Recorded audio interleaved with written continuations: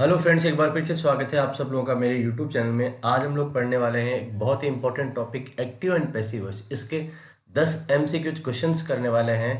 तो यहाँ पे हम लोग बेसिक कॉन्सेप्ट्स को साथ में लेके चलते हुए इन क्वेश्चंस को करेंगे। तो चलो करते हैं शानदार वीडियो की शुरुआत। पहला क्वेश्चन है, सी परचेज फ्रूट्स। तो आपके सामने 4 ऑप्शंस दिए हुए हैं। Fruits are being purchase by her, fruits are being purchase by her, fruits were purchase by her, fruits were being purchase by her. आपका टाइम शुरू हो चुका है। आपको सोचना है कि इसका जवाब क्या हो सकता है।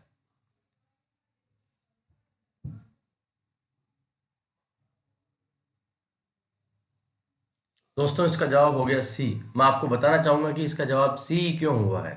देखिए, इस सेंटेंस में आप देख सकते हैं क्या दिया हुआ है, परचेज। परचेज का मतलब हो गया सिंपल पास्ट। सिंपल पास्ट में क्या होगा, जब भी हम पैसिव बनाएंगे तो वॉज वर के साथ में थर्ड फॉर्म लगेगी। इसमें हमारा आर दिया हुआ है, इसका मतलब ये हमारा जवाब नहीं है। इसमें हैव बीन दिया हुआ है, ये भी हमारा जवाब नहीं है।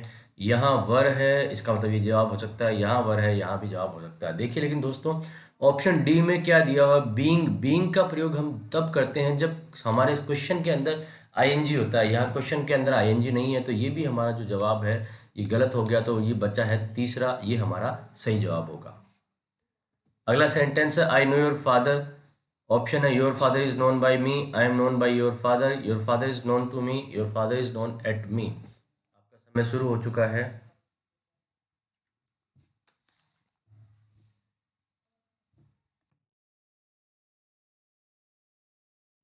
दोस्तों, इसका जवाब है सी। देखिए यहाँ पे क्या दिया हुआ है, आई नो।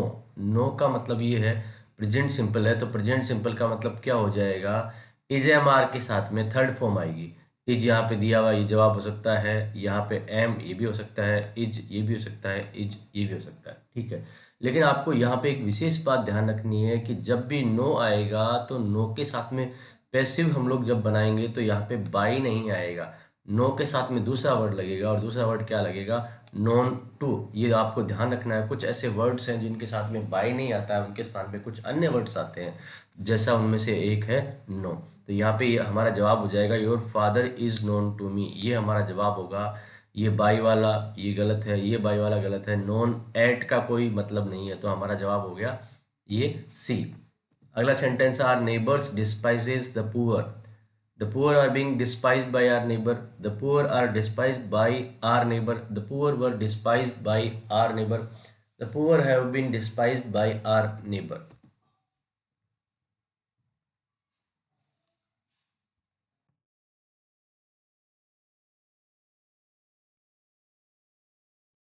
दोस्तों, उसका जवाब हो जाएगा बी। देखिए, आप यहाँ पे दिया हुआ क्या है, डिस्पाइजेज, एस ई एस लगा हुआ है, इसका मतलब ये प्रेजेंट सिंपल है। तो जब भी हम इसका पैसिव बनाएंगे तो इज एम आर के साथ में थर्ड फॉर्म आएगी।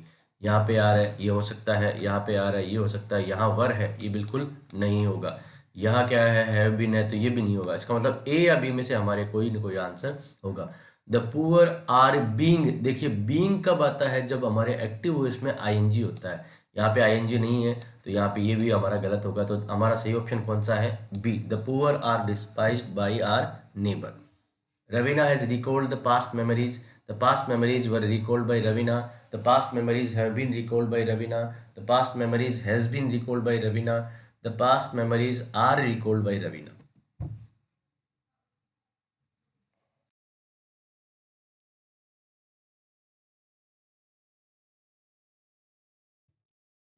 दोस्तों, इसका आंसर है हमारा बी। देखिए, हैज यहाँ पे आया हुआ है, हैज के साथ में थर्ड फॉर्म है। तो मैं जब भी एक्टिव वॉइस में हैज, हैव, हैड आते हैं तो उनके साथ में बीन लगाना होता है।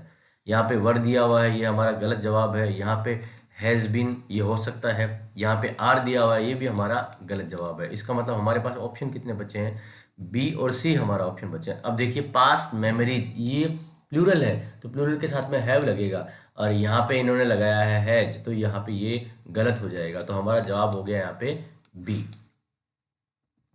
Lessons were being crammed by Rakesh. Rakesh crams lessons, Rakesh crammed lessons, Rakesh was cramming lessons, Rakesh is cramming lessons.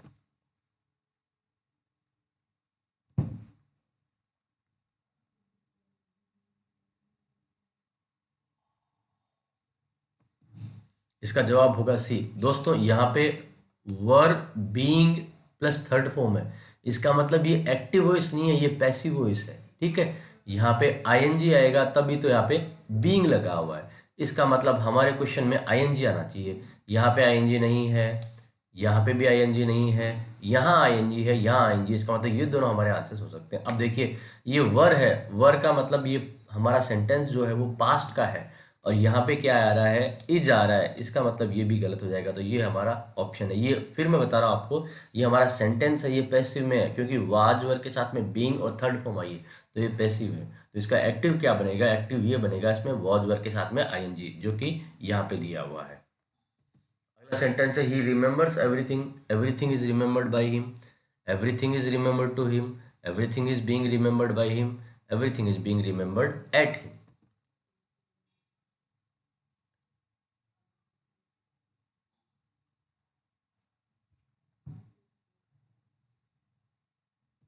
दोस्तों इसका सही जवाब होगा ए। देखिए रिमेंबर्स दिया हुआ है, रिमेंबर्स का मतलब एस एस लगा है, तो ये हमारा कौन सा टेंस है, प्रेजेंट सिंपल। प्रेजेंट सिंपल का मतलब आंसर में इज एम आर आएगा, यहाँ इज है, यहाँ भी इज है, यहाँ भी इज है, यहाँ भी इज है, ठीक है।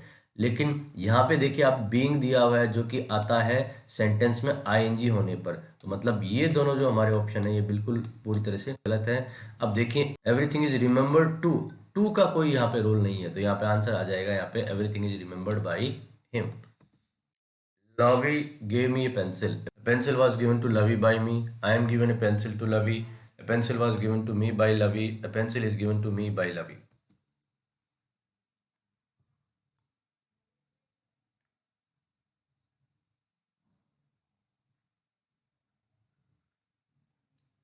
दोस्तों इसका जवाब हो गया सी। देखिए यहाँ पे क्या है, यहाँ पे हमारा दिया हुआ है गेव का मतलब सिंपल पास्ट है, तो इसका मतलब आंसर में क्या होगा, वॉज वर्ब के साथ में थर्ड फॉर्म आएगी। यहाँ वॉज वर्ब है, ये हो सकता है, यहाँ एम दिया हुआ है, बिल्कुल भी नहीं हो सकता।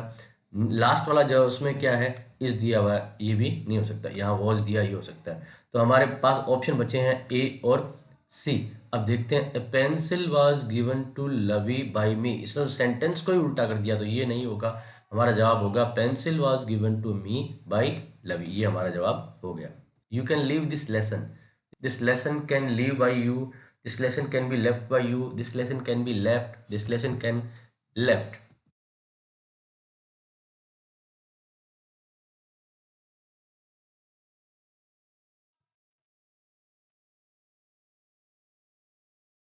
इसका जवाब हो जाएगा this lesson can be left by you. देखिए दोस्तों, कैन लीव आया है, और कैन जब भी आता है, कैन का मतलब कोई भी मॉडल जब आता है, मॉडल के साथ में हमें क्या लगाना है, बी लगाना होगा।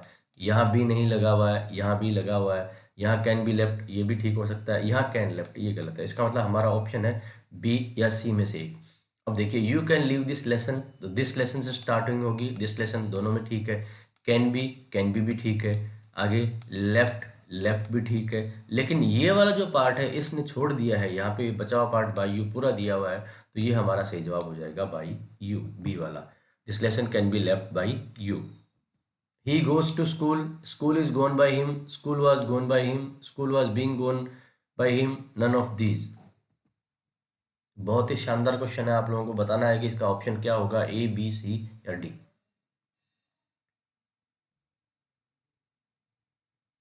दोस्तों इसका जवाब होगा डी, नन ऑफ दीज। देखिए इस तरह के सेंटेंस जहां पे हम लोग क्या करते हैं, इस तरह की वर्ब यूज करते हैं जिनके बाद में ऑब्जेक्ट नहीं हो, उनकी पैसिव कभी भी नहीं बनती है।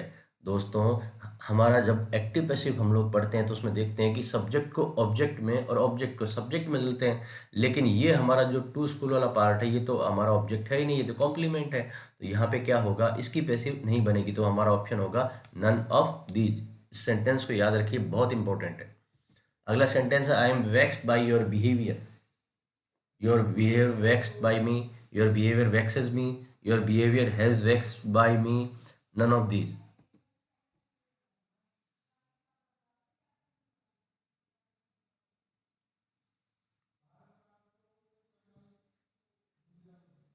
दोस्तों इसका जवाब होगा बी। देखिए I am vexed, I am vexed, इसका मतलब इज एम आर के साथ में थर्ड फॉर्म आई है, तो ये मतलब ये पैसिव है, बाई भी यहाँ पे दिया हुआ है, ये पैसिव सेंटेंस है। ये प्रेजेंट है, तो यहाँ इज एम आर नहीं दिया हुआ है। नन ऑफ दीज का यहाँ पे कोई मतलब नहीं है। यहाँ पे your behaviour vexes me, present में एस एस लगता है, तो यहाँ पे एस एस है, हैज का कोई औचित्य नहीं है, तो योर बिहेवियर, बिहेवियर सिंगुलर हो गया तो एस एस लग जाएगा, तो आ जाएगा योर बिहेवियर वेक्सेस मी।